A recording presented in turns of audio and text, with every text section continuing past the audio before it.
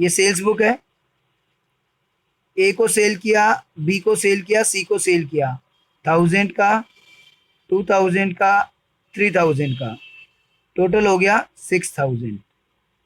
जो ए को सेल किया है, ओमिटेड टू बी पोस्टेड, वो पोस्ट करना भूल गए। कौन से अकाउंट में पोस्ट करना भूल गए? ए के अकाउंट में। क्यों? क्योंकि जब सेल्स अकाउंट बनाते हैं तो वहाँ पर हम इंडिविजुअल आइटम पोस्ट नहीं करते हैं, वहाँ पे हम at the end of the month सारा का सारा एक साथ पोस्ट करते हैं, sales as per sales book 6000। तो ए को आपने 1000 का सेल किया और उसको आप पोस्ट करना भूल गए, और आपको ये नहीं बता रखा कि कौन से अकाउंट में पोस्ट करना भूल गए, तो ये ऑब्वियस है कि आप ए के अकाउंट में ही पोस्ट करना भूले हैं, क्योंकि सेल्स बुक से जब पोस्टिंग होती है सेल्स अकाउंट, और इंडिविजुअल पोस्टिंग तो पार्टीज के अकाउंट में ही होती है। तो यानी कि उसने बताया नहीं लेकिन फिर भी अंडरस्टूड है कि ए के अकाउंट में पोस्ट करना भूल गए। और ए के अकाउंट में कहाँ पोस्ट होनी थी ये एंट्री? डेबिट में। आपको पता है कि सेल्स बुक में से, हाँ जी बोलो विनायक। नहीं, वो तो आपको क्वेश्चन में गिवन होगा ना कि कौन सी पार्टी की सेल आप पोस्ट करना भूल गए हैं।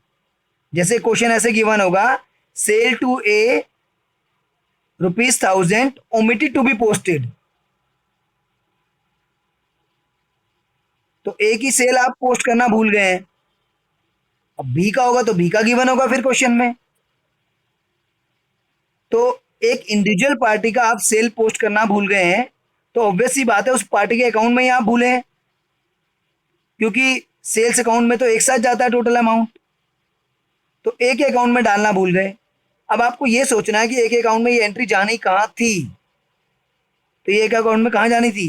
डेबिट में, क्योंकि आपको मालूम है कि सेल्स जो है सेल्स अकाउंट के क्रेडिट में जाएगी और बाकी अकाउंट्स में डेबिट में, और आप डेबिट में डालना भूल गए, तो अब डाल दीजिए एज अकाउंट डेबिट, और क्रेडिट में हमारे पास कुछ नहीं है क्योंकि एक ही अकाउंट की गलती है, टू सस्पेंस अकाउंट 1000।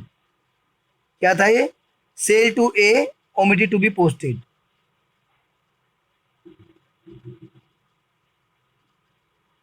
ए को जो सेल किया है आपने, हाँ जी बोलिए, बोलो विनायक।